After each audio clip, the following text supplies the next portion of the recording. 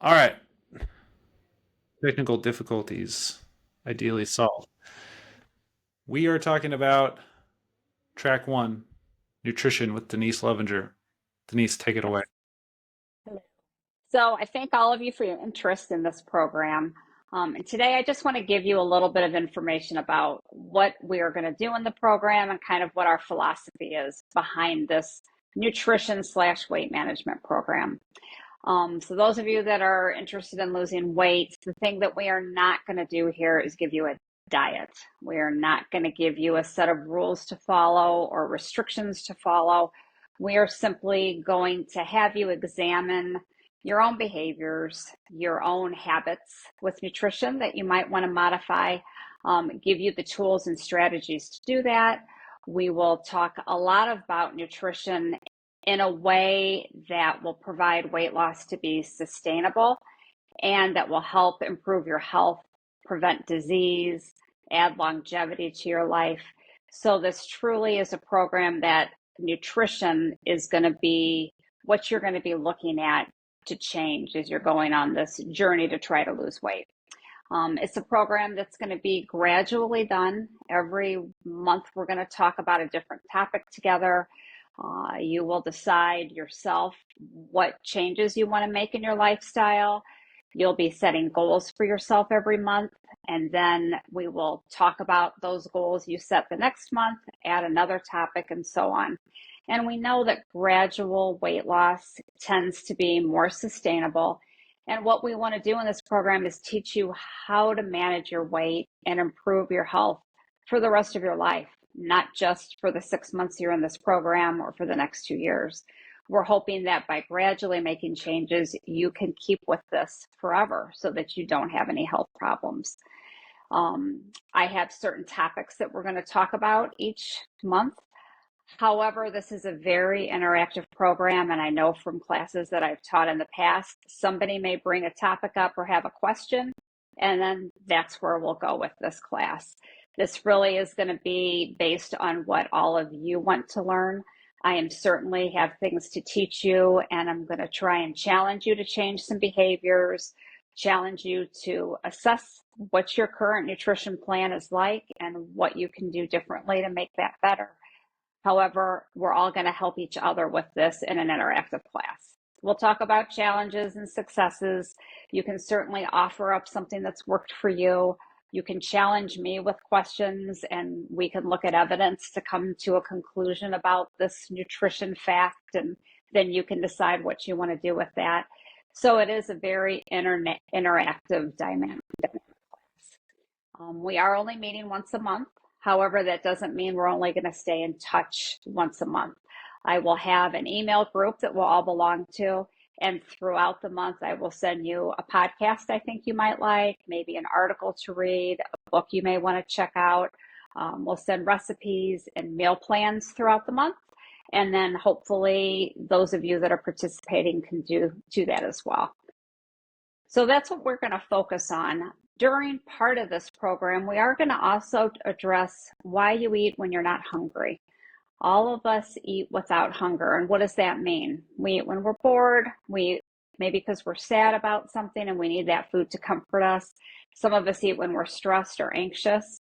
So we are going to look at those and see if that is a problem for you. Food can be a comfort, and that's normal and that is acceptable. We like to celebrate with food. We enjoy food when we're feeling joyful. Comfort from food is something that we can look after too. But if it's something that is occurring 3 or 4 times a week, that could be affecting your health. So that is something that we are going to talk about, how to make behavioral changes with that type of concern. And then that's always something you can meet with me individually, and we can talk a little bit further about that. So we'll address nutrition. We'll talk about emotional eating, eating without hunger. You're going to be getting exercise and physical activity and other tracks, but I'm certainly going to have to discuss that and how it affects your weight loss, your weight management. So we'll get into that a little bit, talk about metabolism and those types of things. We're going to be in a large group. However, we know that every individual loses weight differently. Women in their 20s and 30s are going to lose weight differently than women in their 40s, 50s, and 60s. Men lose weight differently than women. And everyone's coming to this program with, your own genetics, your own heredity of how difficult it might be or may not be for you to lose weight. So even though we're in a group, we're going to try and address everyone's age, gender, heredity so that all of you can be successful in this program if you want to. Everybody who participates in the program, regardless of which track they're on, they submit a survey. And part of the survey, I ask what their goals are. And Mm-hmm. I've been running a tally Mm-hmm. of keywords. So far, as is normal with this program, weight loss is the top thing that everyone wants. A very close second is people want accountability and motivation. And I find that to be interesting. And I think it's something that all of the coaches are going to need to address in their own unique way.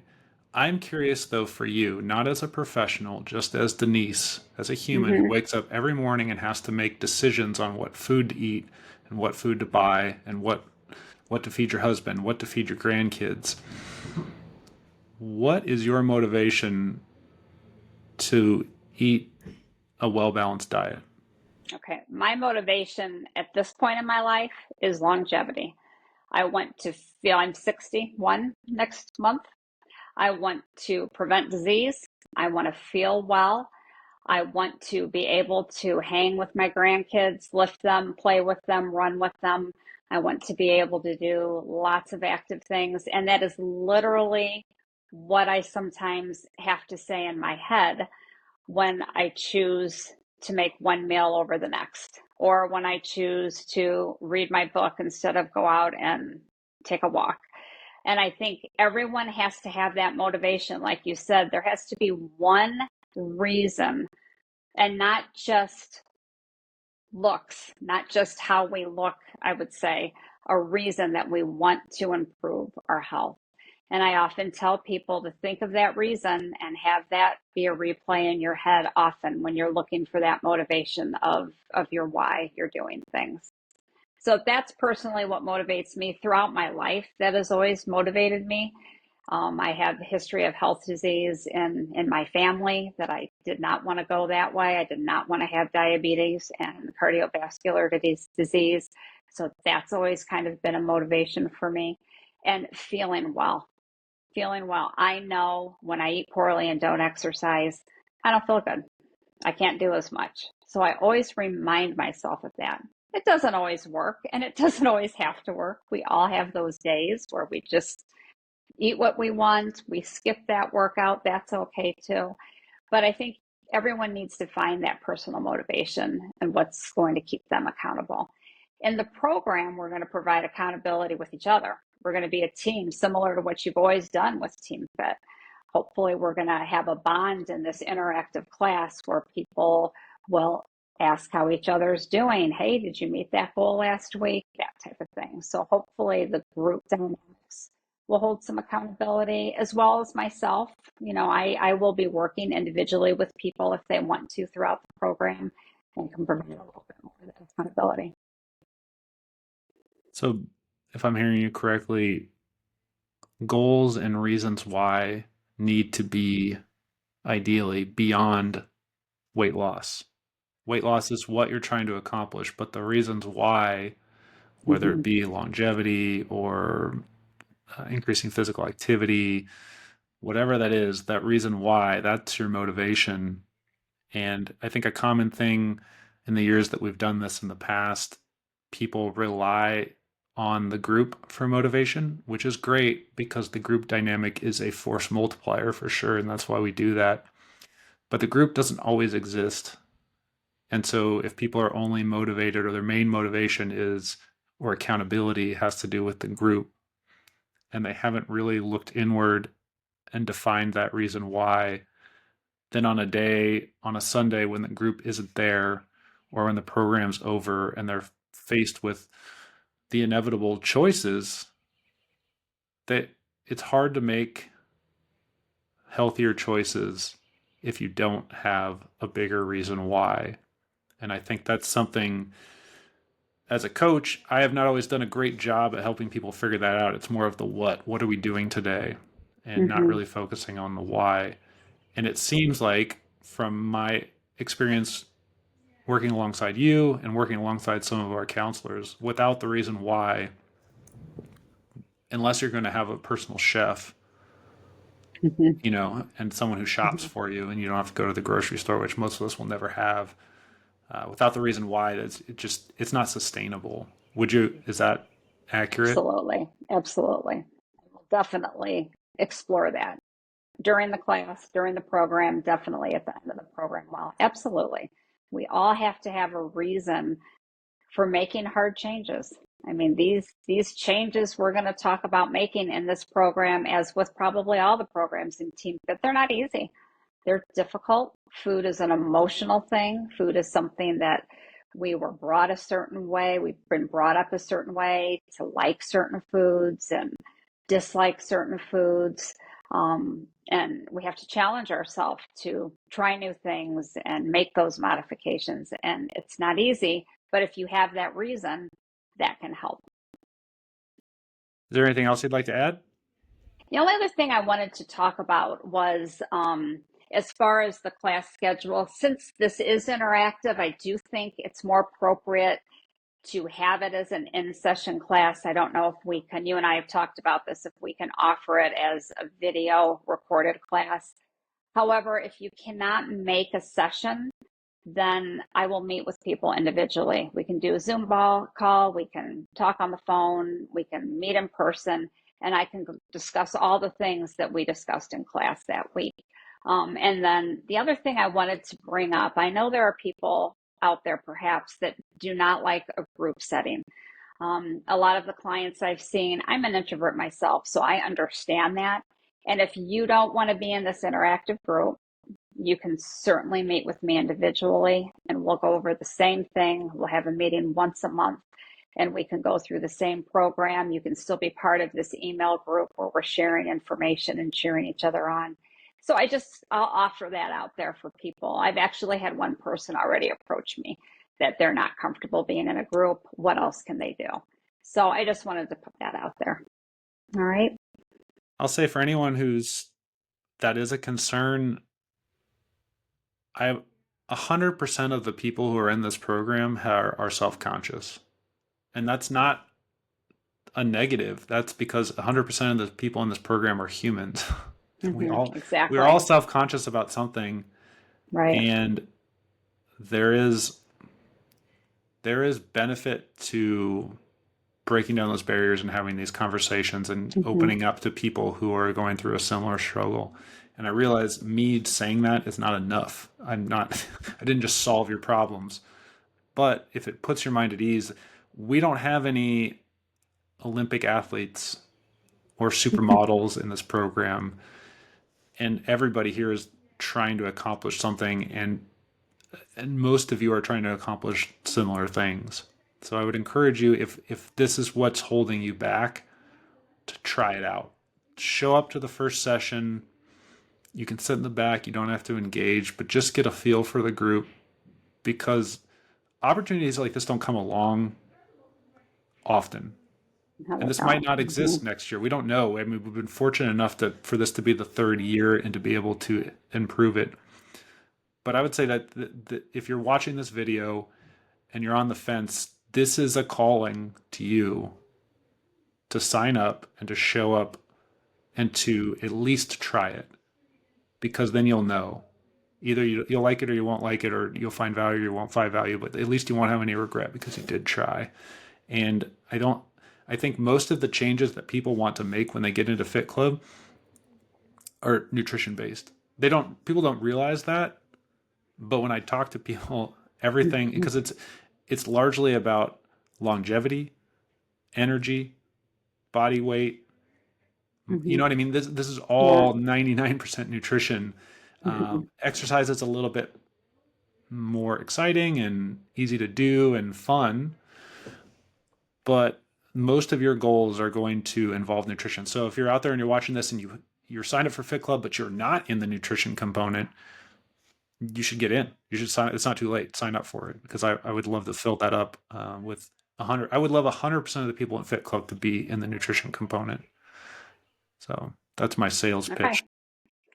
Yeah, thanks for saying that, though. I think it's great if people try and show up. Yeah, and And then being the introvert I am when I do that, which I push myself to do, I'm always happy I did. So, yeah, yeah, I'm always happy to be in a group. I think for those of you out there who are new to the group, especially, you are going to like everyone who's in this group. We have right now, my rough estimate is about 75% of the people engaged in Fit Club are returning Fit Club people who've done it Hmm. before, tried it before, and we've only had awesome people in the group, and I'm excited to see the mix because we're going to have this crossover. This is the first time we've done it, so some of the originals, some of the people who went last year. We've got some new people. We have some spouses coming in who are, whose spouse has been participated in it. So the group dynamic, I think, is going to be really, really fun. And I would definitely encourage people, new, returning, relative, to get in on this opportunity because this is 6 months and dietary changes and working through this stuff for 6 months. I mean, the value that it can have for the rest of your life. I mean, I hate to say it, but it's more, it's a lot. You're going to get more bang for your buck than doing push-ups, and push-ups are pretty powerful. So I would like to see everybody participate in this. And what I think would be fun, and if you have time, I know you're going to be traveling a lot. If we could do like in between the sessions, not a recap, but reflections. Maybe we can get on and do a 10-15 minute recording about questions that came up or an interesting conversation or just your reflection of what of the group dynamic and things are going on. Because even if people were there, you may have forgot, oh, I wish I would have said something, or someone stayed after and asked me this question. It was brilliant. And I feel like everybody would need to know this information. Maybe we could provide that over the 6 months as well. That's great. It Great. just gives me an Yeah. excuse to have conversations with you. Yep. Yep. Well, I'm looking forward to this program. I've done programs like this before. I'm intensifying it a little bit for this group, and I think we're going to have a lot of fun, and hopefully people will learn a lot and be able to make goals for themselves that they can reach. So it'll be good. Are there any keys to success for a program like this over 6 months? People need to prepare, or they need to come in with a Hmm. certain mindset, or what? Hmm. How do they come into this ready and then Hmm. absorb as much as possible, and then take this information beyond the program? Hmm. What are their keys to success? Well, I think you've brought up one of the big ones. You need to have a reason why you're going to do this. Through the program, I always tell people to challenge yourself the best you can, but you also have to give yourself some grace. We do not have to be perfect all the time. Changing habits is not always a linear track. You're backtracking sometimes. I always tell people just to not give up. If we backtrack, if we have a bad week, refocus, reset yourself, and get started again. I think you need to come in inquisitive, ready to change. I think that's very important. That's something I may even do in the first class is I have this exercise to show what your actual motivation to change might be. Um, because you can't come into this program not willing to change greatly, possibly how you eat, how you shop, your lifestyle, how you schedule your time. So I think people do need to be willing and ready to do that. And as we go through the program, and hopefully people begin to feel more energetic and are able to do more than they used to, and see how simple good nutrition can be if you let it be simple, that that's going to motivate them to keep going. That's what my hope is that you come to this class ready to change, understanding why you want to do this, and that you give yourself some grace and don't stop trying. Just keep going and challenging yourself. All right. Anything else? I don't think so. Okay. Well, Okay. I look forward to it. me too. This is going to be fun.